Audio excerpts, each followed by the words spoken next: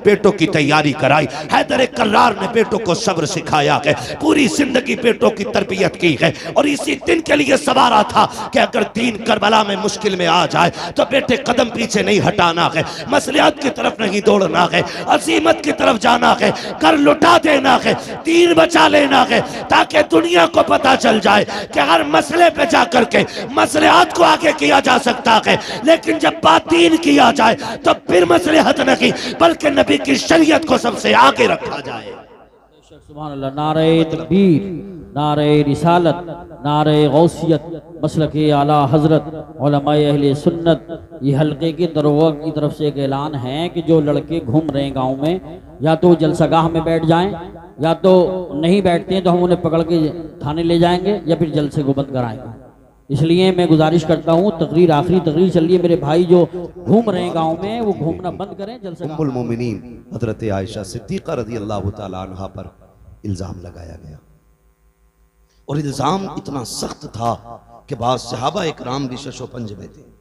खुद मेरे महबूब का आलम यह था कि सरकार दो आलम सल्लल्लाहु ताला अलैहि वसल्लम के चेहरे से मुस्कुराहट खत्म हो गई। खुद उम्मुल मोमिनीन आयशा सिद्दीक़ा फरमाती हैं कि हुजूर मुझसे इतना प्यार करते थे कि एक लम्हे के लिए मुझे नजरों से ओझल नहीं होने देते थे, लेकिन आज जब घर में आए ना तो महबूब ने चेहरा फेर लिया। कहते हैं फिर क्या था, फिर तो बिजलियां गिर गई, कयामत टूट पड़ी, मैं हुजूर की जुदाई बर्दाश्त न कर सकी, बेरुखी ने मुझे मार डाला। मैंने कहा महबूब इजाजत दें तो मैं घर न चली जाऊं, घर न चली जाऊं, बच्चियों का अपना उसूल होता है, अगर कोई तकलीफ हो सोचती जाके माँ बाप से बातें करेंगे, दिल के हाल बताएंगे, ठंडे होंगे अरमान, कुछ तो कम हो जाएगा। ये सोच के कहती मैंने हुजूर से कहा आका मैं घर न चली जाऊं, कहती आज बिना सोचे समझे हुजूर ने एकदम कह दिया चली जाओ। कहते फिर क्या एक नई कयामत थी। मैं बोझल कदमों से घर आई, सोचा अब्बा पूछेंगे बेटी क्या हुआ, माँ तसल्ली देगी।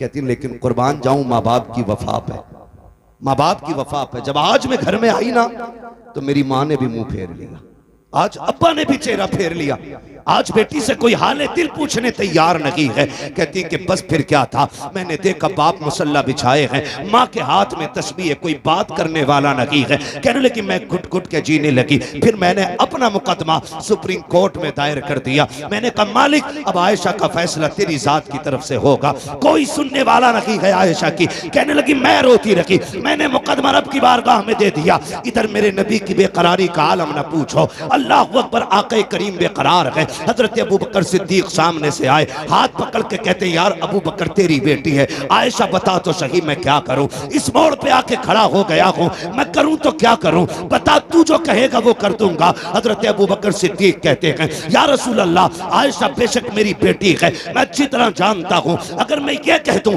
आका मेरी बेटी बेकसूर है और आप मान जाएं तो दुनिया कहेगी बेटी थी, इसलिए अबू बकर हिमायत कर गए। नबी ने मान कैसे लिया अबू बकर के फैसले को। मेरे नबी से कहते हैं अबू बकर आका बेटी कमा मिला है, मैं कुछ नहीं कह सकता। अबू बकर भी गर्दन झुका के चले गए। आका फिर बेकरार हैं, सामने से हैदर कर्रार आ रहे हैं। कहा यार अली तू तो मेरा भाई है, तू बता क्या किया जाए, मैं इतना परेशान हूँ, आयशा को लेकर के क्या करना है। हजरत अली कहते हैं आका आप एक इशारा करें, सैकड़ों बाप बेटियां लेके हाजिर हो जाएंगे, आपके लिए किस चीज की कमी है, आप उदास क्यों हो रहे हैं। आका करीम फरमाते हैं अली अपना मशवरा दे के गए, मैंने देखा सामने से मेरा यार उमर आ रहा है, मैंने उमर को आते देखा, मैंने कहा उमर ठहर तो सही, तू जरा पता क्या करना है, तुझे तो मालूम है क्या बातें चल रही हैं, लोग क्या क्या कह रहे हैं।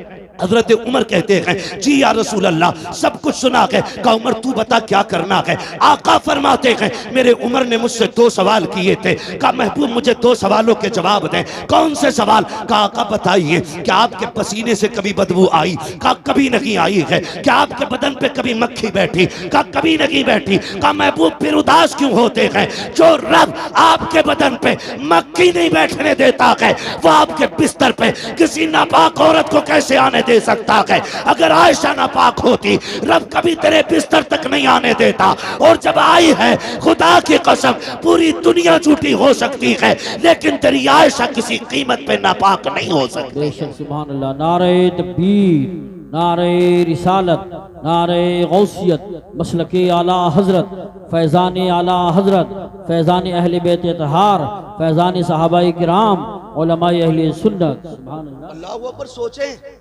आका फरमाते अभी उमर के जुमले खत्म हुए थे, इतने में जिब्रील आ जाते हैं और कुरान ने आयशा सिद्दीका की बरात का ऐलान किया। सुभान अल्लाह, खुदा की कसम ये उमर है,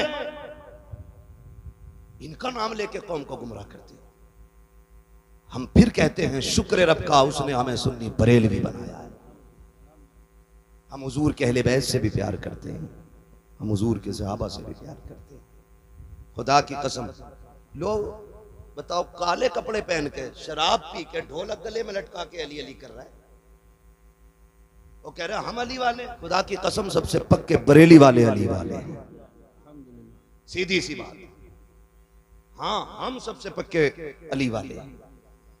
हमसे पूछो अली कौन है, अली कौन है? अगर सिर्फ लफ्ज़ शेरे खुदा पे बात की जाए ना तो रातें कम पड़ सकती है। हैदर पे बात की जाए रातें कम पड़ जाएंगी। अली की जात पे गुफ्तगू की जाए तो महीने कम पड़ जाएंगे। वो अली की जात है, सोचे तो सही। बस इतना समझ लो, अली वो है जिसके बारे में मेरे नबी ने अपनी बेटी का इंतखाब किया निकाह के लिए। बहुत बड़ी बात कह रहा हूं, खातून जन्नत को जिनके लिए मेरे नबी ने मुंतखब किया, बेशक, या ऐसे कह लो जिनको खातून जन्नत के लिए मुंतखब किया, वो जात हजरत अली की जात है। बेशक, आका करीम ने फरमाया मन कुन्तु मौलाहु फहादा अलीयुन मौला, जिसका मैं मौला उसका अली मौला। बेशक, कितनी कमजोरी से बोल रहे हैं सुन्नी, जिसका मैं मौला उसका अली मौला, उसका।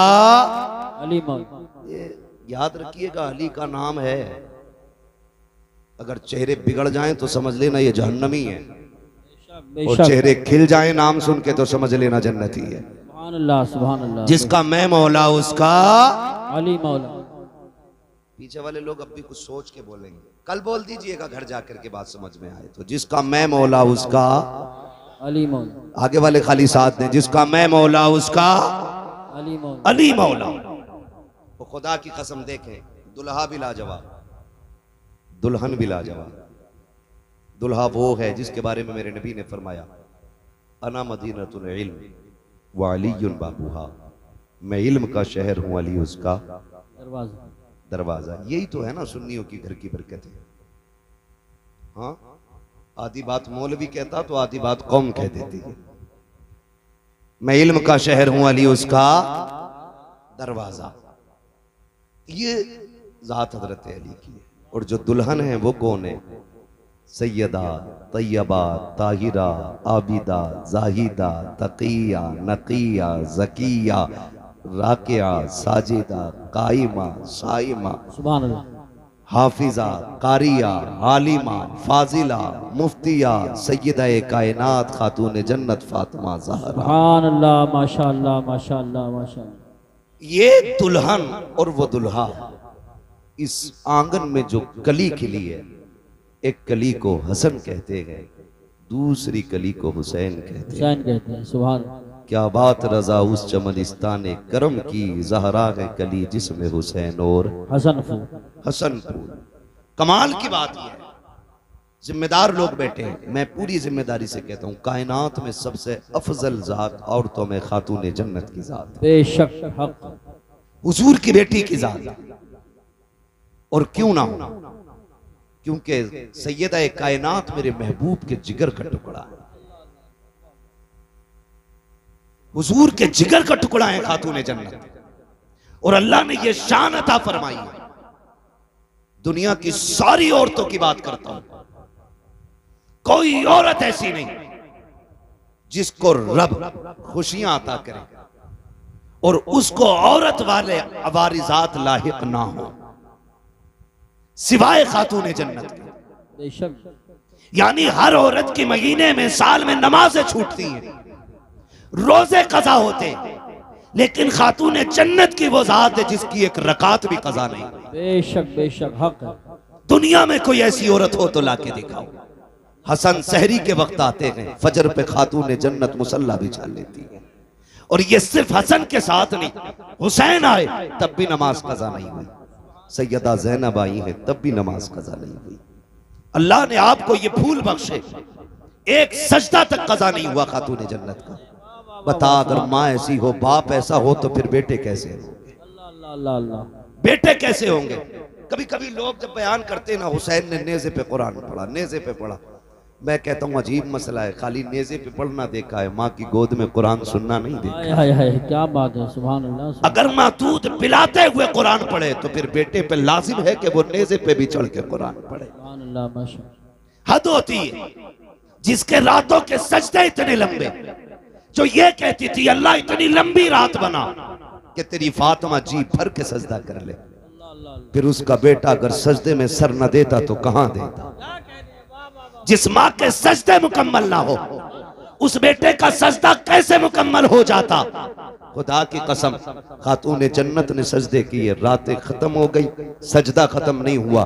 फिर बेटे ने सजदा किया तो जाहिरी जिंदगी खत्म हो गई, सजदा खत्म नहीं हुआ है, सजदा खत्म नहीं हुआ है। ये समझने वाली बातें हैं। कई बार कुछ कुत्ते भौंकते, कहते जी अगर ये इतने ही पहुंचे हुए थे तो बताया क्यों नहीं? माज़अल्लाह। करबला के हवाले से बेटों को क्यों नहीं बताया या बचाया क्यों नहीं? सारे पढ़े लिखे लोग हैं, अंगूठे का दौर नहीं। ये अलग बात है कि दुनिया फिर से अंगूठे पे लौट आई। पहले अंगूठे उनके लिए जाते थे जो पढ़े लिखे नहीं होते थे, अब अंगूठे उनके लगते हैं जो पढ़े लिखे होते। फिंगरप्रिंट है ना, यही बोलते हैं ना, हमें इंग्लिश नहीं आती उसको। दौर बदला है, फिर फिंगर पे लौटा है, फिर लौटा है। तो सारे पढ़े लिखे लोग अच्छी तरह जानते हैं कि अगर बाप डीएम हो, एसडीएम हो, तो क्या उसका बेटा बिना इम्तिहान के किसी पोस्ट को पा सकता है? नहीं। बोले पालेगा।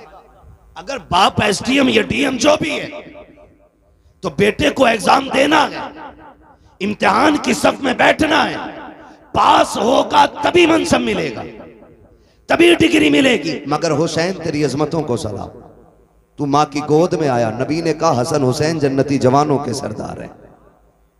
अभी कोई हज आपके जिम्मे नहीं, अभी ज़कात आप पे फर्ज नहीं है, अभी आपने जंग नहीं लड़ी है, अभी दीन के लिए बड़ी बड़ी कुर्बानियां नहीं दी हैं, लेकिन मनसब पहले मिल गए।